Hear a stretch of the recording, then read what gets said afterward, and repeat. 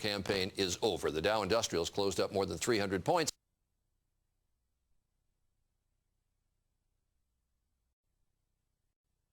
600. And now that commercial break that I went to prematurely a moment ago. Still ahead on World News, Diane Sawyer will be here talking about early exit polls in those 6. Update our viewers. We'll go right to the voter analysis board, and one of the demographics that was very interesting to us was white evangelicals, because as you well know, John McCain really struggled to reach those white evangelicals. So, Bill, tell us how they look. Let's take a look at those voters who said they were evangelical or born again and were also white. Now, notice that this is a sort of funnel effect here. What that means is in every single state up here, white evangelical voters that we interviewed during the course of the day gave the edge to John McCain. That's why it's red. That's why each of those is red. They gave the biggest edge to John McCain in Mississippi. That's at the top of the funnel. And McCain's lead among white evangelical voters gets smaller and smaller until you get all the way down here to Minnesota, where he carried the evangelical vote, the white evangelical vote, but by the narrowest margin.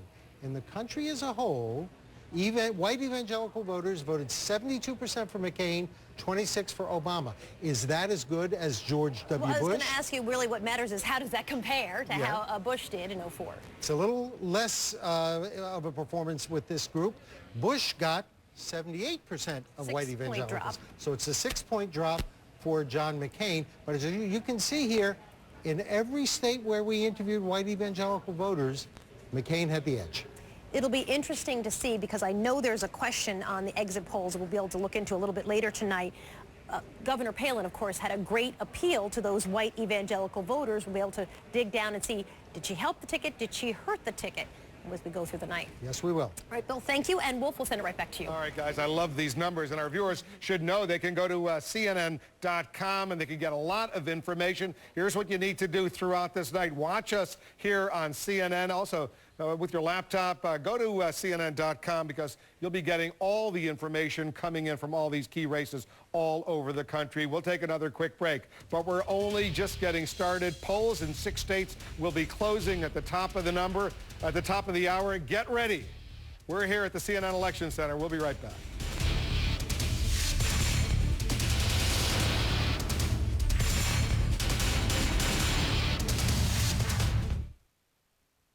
In today's economy, your most important business assets walk out the door every night. Our job is to help make sure they come back every morning. Addressing employees' needs is just part of it.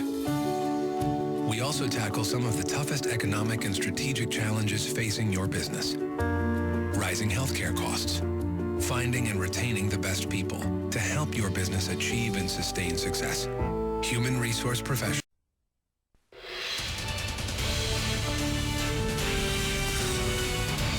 We're back here at the CNN Election Center. Anderson Cooper is here. I hope you relaxed a little bit today, Anderson. Did you eat well? Because, you know, we're going to be here for a long time. I ran, I worked out, I'm all ready to go as late as it takes. Central Park, is that where you're? On a machine, anyway. But we got a lot of exciting races coming up. We got about 12 minutes to polls close.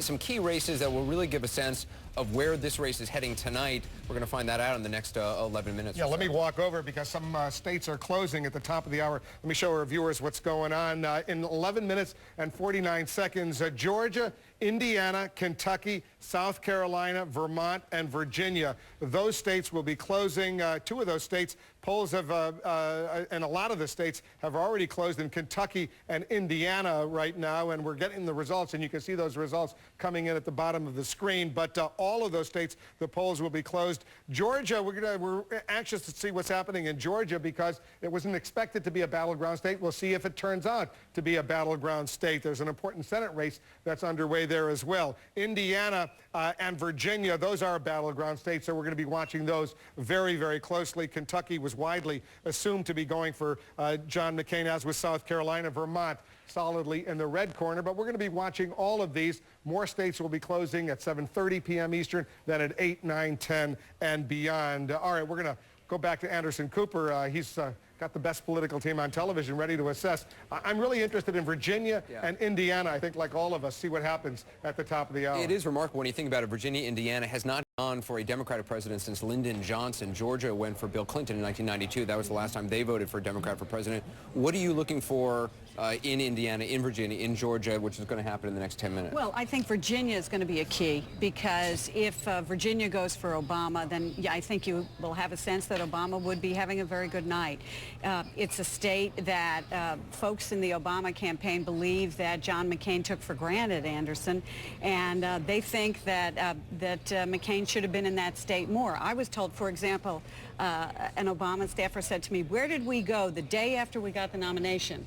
We went to the state of Virginia. John McCain hadn't been back there until October, when the polls started closing. So, very important state tonight. These are what you could call ruby red states. You know, they're very deeply red. Virginia has voted only for one Democrat in 56 years. Although it was interesting last night, Babe Buchanan kind of was writing off Virginia, saying, "Oh, we've been losing Virginia for a while now." That was when they had the real Virginia versus the new Virginia, exactly. And Indiana has only gone once for a Democrat in 70 years. And both of them are competitive. I think Virginia is the one we're all watching because it's a linchpin for Obama. If he can win Virginia, it's very hard to see a road back for McCain, even if he were to take Pennsylvania. If McCain takes Virginia, very good strategy, Barack I think. Obama is he was right, but this is a Barack Obama strategy. But Howard Dean was indeed critical, and I had a piece on CNN.com about this, because Howard Dean, what he laid out in terms of the internet fundraising, but also saying we've got to rebuild infrastructure. What also helped Obama is that you had an energized base in some of those states to build upon, and so I'm very hoping. One of James Carville back there, who was one of the folks who called for Howard Dean to get run out of town because of that 50-state strategy, if he may say that Howard kind of was right. It was him, Chuck Schumer.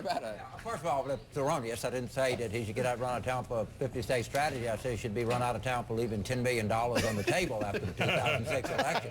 If you're going to quote me, you should try to quote me correctly. I got you. But I did not say, in the way that you have a 50-state strategy is you win a national election by 7 or 8 points, and then you carry a lot of states. If you win an election by 1 point, you're going to carry fewer. Did you think, I mean, a year ago, that the Democratic candidate would be seriously competitive in Georgia, in Indiana? Well, if I thought that we were going to win an election by 10 points or 9 points, I would think we would be competitive in a lot of places. You can't. There's no possible way that you can separate the national number from the state number. You can't win an election if Obama was, say, the public average going in this election was 7.5. There's no way that you can win by 7.5 points and not be competitive in a lot of states that you're not normally competitive in. The whole thing changes. And the idea that you have two-party staffers in a state is going to matter when you have a trend, a wave election. If this turns out to be